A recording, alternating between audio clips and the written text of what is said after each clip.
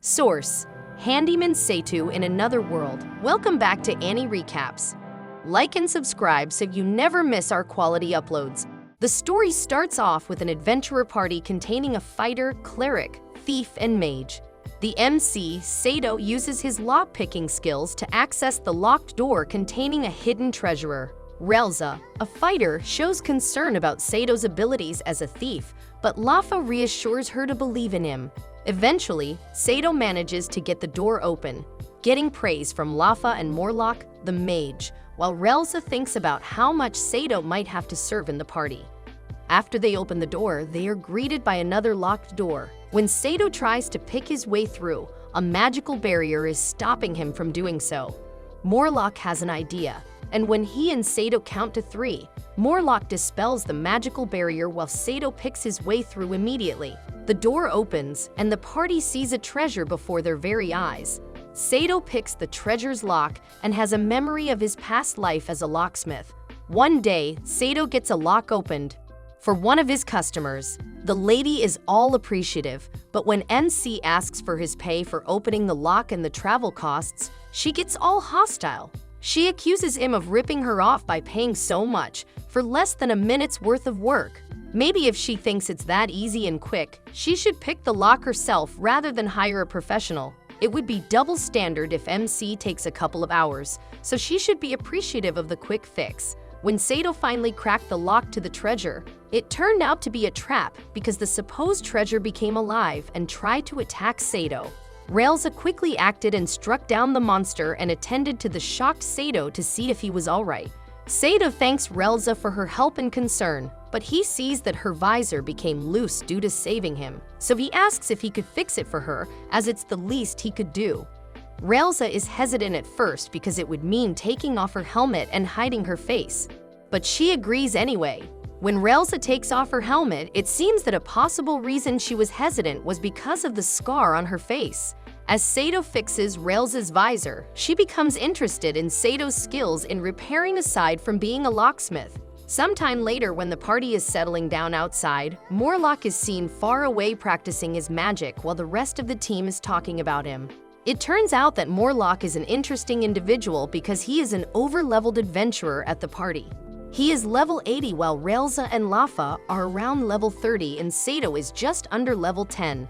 Although his skills as a mage are incredible, Morlock can be scatterbrained as he constantly forgets everything. From forgetting team meetings and accidentally warping and fusing with enemies, his mind is so foggy he even forgets which party he is in. In one instance, Relza, Lafa, and Morlock are wandering through a dungeon and an army of the undead are coming to attack them. As Relza and Lafa were trying to flee, Morlock joined the undead because he thought he was in their party. In the end, Morlock does mean well because one time when the 3 were adventuring, all but Morlock were wiped out and Morlock, without mana at the time, ended up carrying their bodies up to the surface. Morlock even sold his equipment so the church could revive his fallen friends. As the party ventures on, Morlock needs Lafa to heal his back due to his old age. She does, but nothing in life is free, so she charges everyone for her medical services. Sato sees that Lafa struggles to carry her money bag, so he offers to carry it for her. When she refuses, he then offers to make her a backpack instead. His previous live and home improvement job is paying off as he can craft a backpack suitable for a fairy. Lafa loves the new backpack and asks Sato what his price is. He says he did it as a kind gesture, but Lafa is insistent on paying for his help. So Sato asks her to heal Morlock's back again as he's always protecting him with his magic.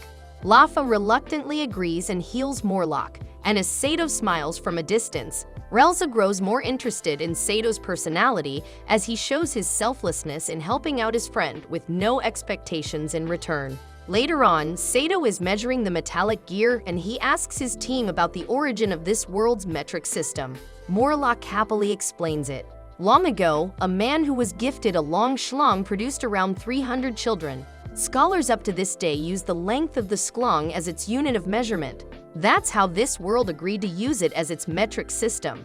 Moving on from the weird story, another Soul Party member, Jibungle, was traveling at night until he was approached by a swarm of enemies. As his role is a mixture of a mage and a tank, He defended himself from the enemy's blows until he could use their damage and reflect it back to them using magic. This role suits him well because he has no care for anyone, as no one has shown concern for his well-being. That is his claim until a puppy appears out of Gibumble's helmet. Although the puppy is Gibumble's close companion, he still feels lonely as he never had a friend. Moving on to another party, two party members are seen taking a break and eating together. They hear a noise from a distance, so they know they'll have to go and see whatever is making that noise. As the duo packs up, the girl arms herself with an axe while the guy carries his wand and other items in his backpack. He asks if they could turn back, but the girl disagrees that they must venture further into the darkness, but urges him to stick close to her. Now back to the main party, Sato is seen using an abacus, and the blacksmith, Mavina, looks impressed by Sato's rare abilities. An unknown armored adventurer visits the blacksmith's store in search of herbs, but Sato quickly identifies that it is Relza. She tries to tell Sato that she doesn't know what she's talking about, but Sato only confirmed his suspicions after she mentioned his name. Relza leaves in embarrassment, only to be comforted by Lafa, but mentions that she could have come with him instead of trying to be a mysterious person. Later in the day, another adventurer visited Mavina's shop to pawn off a sword. After seeing the sword's abilities, she paid the adventurer 18 gold pieces for the sword. However, the adventurer's sword was a fake, so he scammed her out of 18 gold pieces. After Sato looks deeper into the sword, he and Mavina see that the coating was a fake, but the actual sword's materials were made out of mithril, so she could sell it for around 300 gold.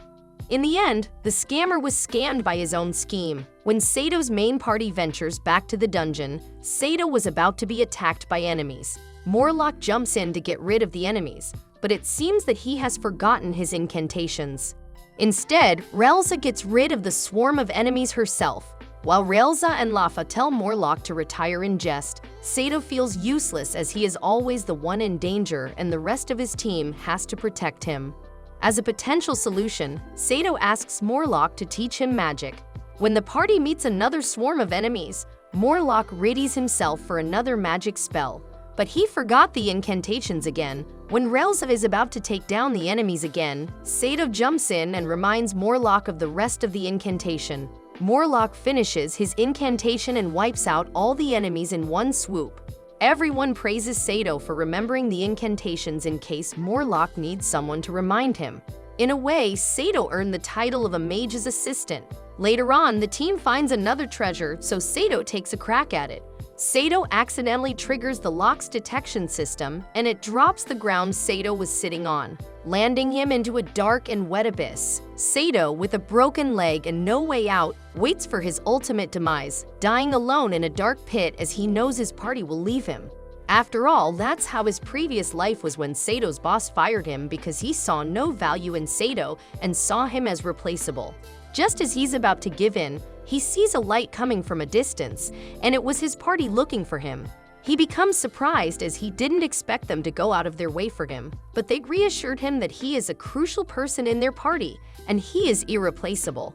Sato appreciates the kind words, and as Relza helps walk him out of the pit, Sato reflects on his new life and how he is grateful for his new life aside from his old one. Sato and his party engage themselves in a fight against an eel monster. Sato takes the front and fights the eel monster straight on, as Morlock supports him with his magic in the back along with Lafa, who is supporting Morlock's back literally. Normally, Relza would be the one in the front rear fighting the monster, but she has a phobia of eels, so she sets herself aside in shame. This is quite unlike her, as well as the thief being the fighter instead. After the eels have been killed, Sato asks his party if they're interested in having eel for lunch, but Morlock, Relza, and Lafa give out a strong no because when they tried it before, it tasted awful. Sato has a plan, so he goes to meet Mavina and asks for assassin needles. She assumes Sato is going to wipe out Relza, but he insists he isn't targeting her, or anyone for that matter. Sato gets the needles and starts to cook the eel. As the rest of the party watch in amusement, Sato educates them that the reason why their taste experience was bad was that eels do have fat that is disgusting to eat, thus why cooking away the fat is necessary for a good taste experience. When the cooked eel is ready, Lafa and Morlock try a piece, and they find it quite delectable. Raelza still refuses to try, but when Lafa asks if she's not going to eat Sato's cooking, her opinion of him gets the better of her, and she reluctantly tries it and also finds it tasty. Sato and his party went on another dungeon adventure, and when they find a chest, Sato takes the time to inspect it before picking the lock. As a thief, he knows that treasure chests have the potential to set up traps from poison gas to actual bombs. Sato sees that the chest is a trap, so he decides to leave it alone. As the team leaves in disappointment, Sato reassures himself that this is for the best, as he must know when a chest is worth the trouble or not, even if the journey to get there is long and unbearable. When the team finds another chest, Sato knows that to deactivate the trap and get the treasure, he must clip away 2 of the 3 wires correctly. He manages to get the first cut correct, but when he cuts the second one, he gets it wrong, activating an attack from above. Raelza gets ambushed by a slime that eats away metal, and as Raelza's attire is mainly armor, her womanly figure makes an appearance. At least, Lafa tries to compliment her bust size, but it doesn't seem to help the awkward situation. In another part of the dungeon, another duo, Franlil, an elf fighter, and Ninia, a human priestess, are traveling together until they encounter a swarm of enemies. Franlil fights them using physical attacks instead of magic, although all elves are supposed to be able to use magic. Franlil is an exception, so she finds an alternative to be a fighter instead. When Ninia tends to Franlil's injuries, she secretly wishes that Franlil would get more injuries so she could have an excuse to heal her and be close to her. This is a combination of being a blood fetishist and showing affection to Franlil as a potential lover. Moving on, the king of the land is hiring a hero to take down the demon king that will take over the kingdom if not dealt with. With no applicants interested, the king has no choice but to deal with the demon king himself. He put his minister in charge while he was out. Not long after the king left, a coup appeared in the throne room, with thieves threatening the minister to allow them inside the vault. When the king returned, he asked the minister to explain why there were frozen people in the throne room. The minister disregards them and tells the king not to worry, as the waste removal people will come to dispose of them. The king says that the demon king was not much of an issue, while he is in a chess match with the same demon king. The demon king asks why he isn't executed yet, and the king explains how he sees him as a conversation partner. As a result, the king assigned the demon king to be his new general, pretending to be a human. Back at Sato's party, Morlock asks Lafa to heal her back. After he said he doesn't have any money left, Sato and Raelza offered to pay for his healing costs. Sato has a private chat with Raelza discussing how greedy Lafa is. Raelza takes Sato to spy on Lafa, giving away her gold as an offering to the moon goddess. Raelza enlightens Sato that the moonlight fairies were one the size of a human, but were cursed to shrink by angering the moon goddess about their beauty. To minimize the curse, Lafa must constantly give up offerings in gold to avoid shrinking further down in size. When Sato offered to pay for her forced membership to the curse, Raelza tells him that Lafa hates charity. To find a loophole, when Sato finds another chest to crack, he asks Lafa to cast a blessing upon him. If he can't give her charity, the next best thing is to give her the business she desires. While it is sentimental, the chest turns out to be a trap, as it has sucked Sayot and Raelza deeper inside the labyrinth. They encounter an iron golem, and they're forced to fight it. Sato can't do much damage, so it's up to Raelza to defeat it. In case she fails to defeat it, she urges Sato to leave her. As she fights the golem, she is delivering notable blows, but she eventually falls to the might of the iron golem's attacks. When she is about to die, Sato jumps behind the iron golem and drops the iron-eating slime on it, breaking its armor for Raelza to attack. Raelza is finally able to kill the golem, but it spent the last of its energy grabbing Sato and crushing his body. Sato dies in front of Raelza, and this prompts her to act quickly, but she can't do anything because she doesn't possess magic. She remembers a life-preserving potion she was given by Morlock and makes Sato drink it by kissing him. Sato has a dream about his past life and how he used to be someone special but became someone who's replaceable. When he woke up, Lafa told him that she revived him, but it only was because his body was preserved long enough for her and Morlock to arrive. How Raelza preserved his body, she intends to keep it a secret. In Mavina's shop, Sato finds himself eavesdropping and notices that Mavina is also hosting a matchmaking service.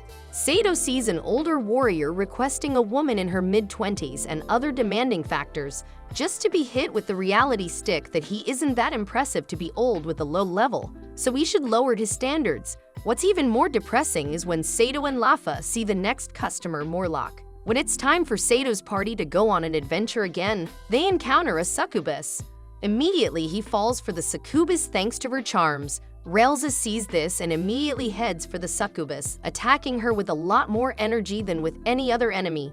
When she manages to shoo off the succubus, Sato is still under the spell and almost kisses Relza until Lafa breaks the spell just in time. When the succubus is targeting Morlock, Relza shows no care and leaves, knowing that he will get rejected and catch up with them in a matter of minutes. When the party encounters an electric trap, Relza needs to take off her armor as the electric current only affects metal. Sato, the kind gentleman that he is, offers his own clothing to help Relza feel more comfortable wearing without her armor. Away from the labyrinth, there are more appearances of new adventurers, from one mage who easily carries the staff of the world tree that is at least 5 times bigger than the old man's body, a shadow ninja whose sole aim is assassination only to fall for the one who he could not eliminate, a 400-year-old witch, and even the kingdom hiring a custom party.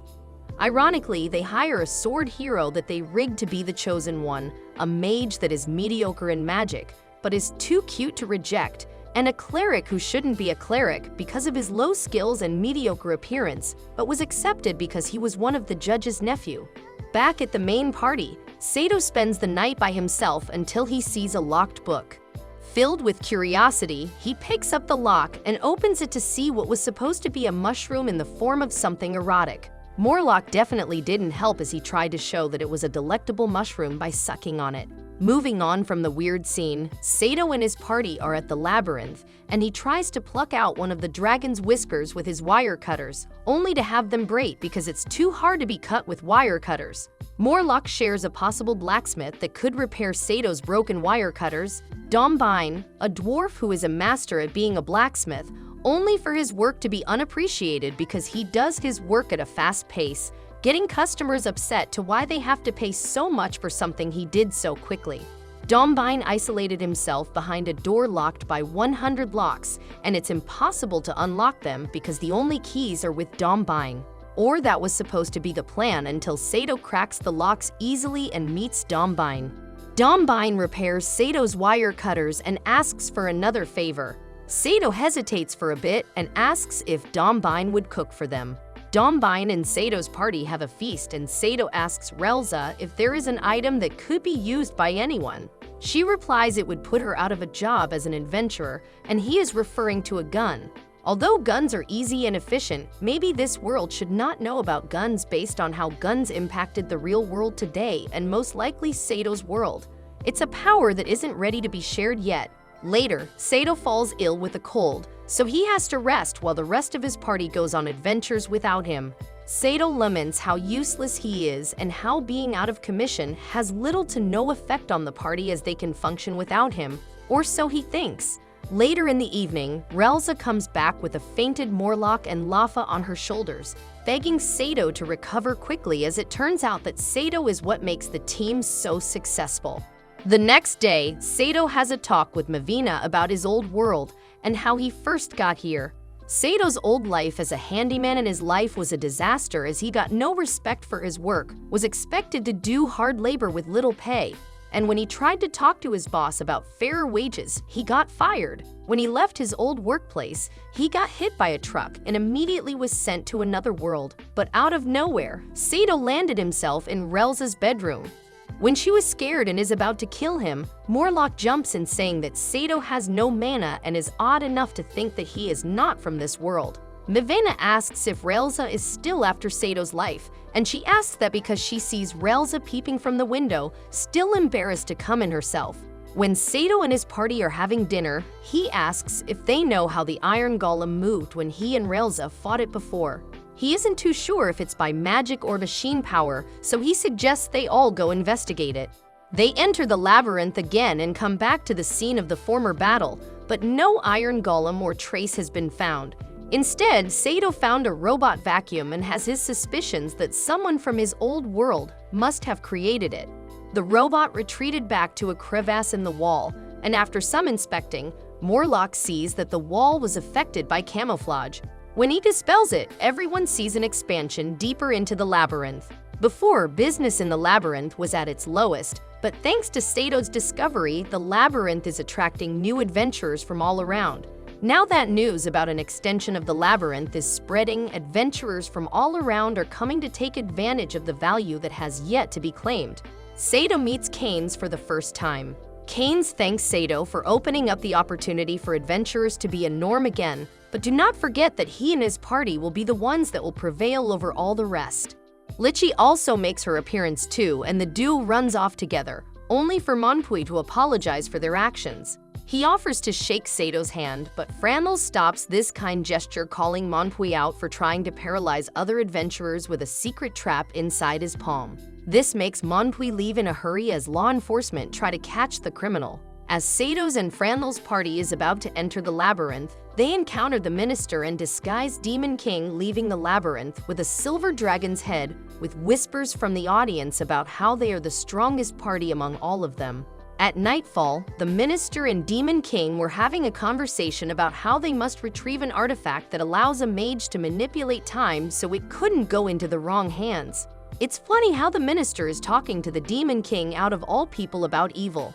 Suddenly, the minister is pierced through a chest by an assassin, Kisurugi, and falls to the ground. The Demon King removes his disguise and readies himself for an incoming attack, but Kisurugi's speed is much faster, so he was able to strike through the Demon King with ease.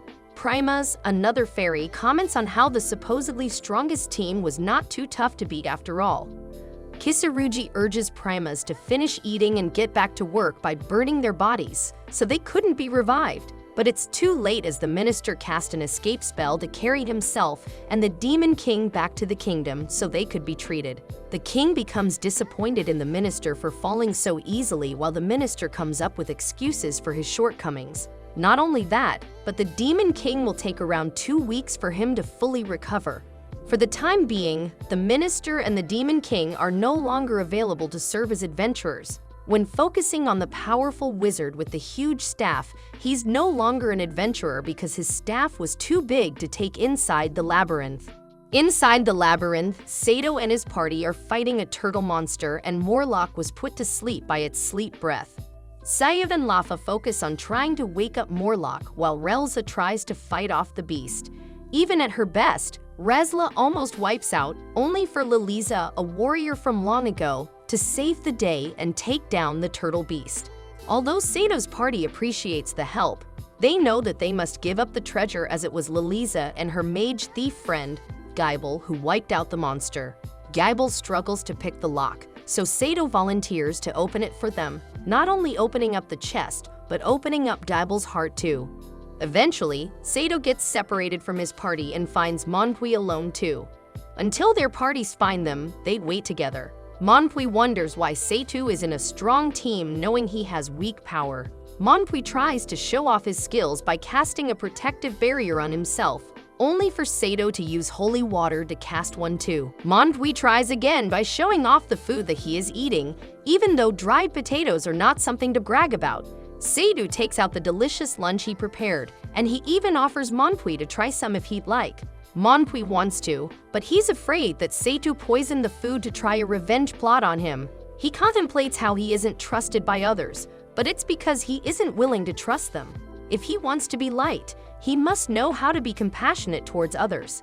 Sato's party does eventually find the two together, and while Manpui laments about his loneliness, Canes does show up with Sato's team because he was worried for Manpui. This moment was a touching moment for Manpui, as he knows his team will not leave him. Sato's party ventures forward and fights another beast. Just when they're about to, Franlil jumps in for the kill. This sparks tension between Relza and Franlil, as Relza claims she didn't need their help, but Franlil begs to think otherwise. To settle things, the two engage in a duel for the right to keep the treasure. Relza tries to deliver heavy blows, but her metal armor is slowing her speed, So this leaves Franlil an advantage to dodge her attacks while aiming for Relza's joints, knowing she won't have enough time to react. With no options left, Relza takes off her armor and becomes a light-armored warrior. Just when things look brighter for Relza, her clothes unravel because Sato didn't keep in mind her chest size when Relza wants to transform into a light-armored warrior. In the end, Sato's party got the treasure, and Franlil and Ninia talk in private about the fight. Ninia begs Franlil to avoid dying because she doesn't know how to revive others, so she could possibly lose Franlil for good if she's not careful. This becomes a sentimental moment for the two, but it cuts short as Sato wanted to give them a share of their treasure as he thinks it's the right thing to do. Venturing further deep into the labyrinth, Sato and his party part ways with Franlil and Ninia and continue forward. As the team walks deeper into the labyrinth, Sato sees the robot vacuum from before and heads on his own to chase it before it gets away. Sato eventually catches up to it, but he falls into a trap by Kisurugi and is almost ambushed by Kisurugi. Relza blocks Kisurugi's attack in time and tries to attack him, but she can't move because he is stepping on her shadow. When Kisurugi tries to attack Relza, he is hit by an arrow by Gibungle. When Kisurugi calls for Pramas to back him up, she is already occupied fighting off Lafa.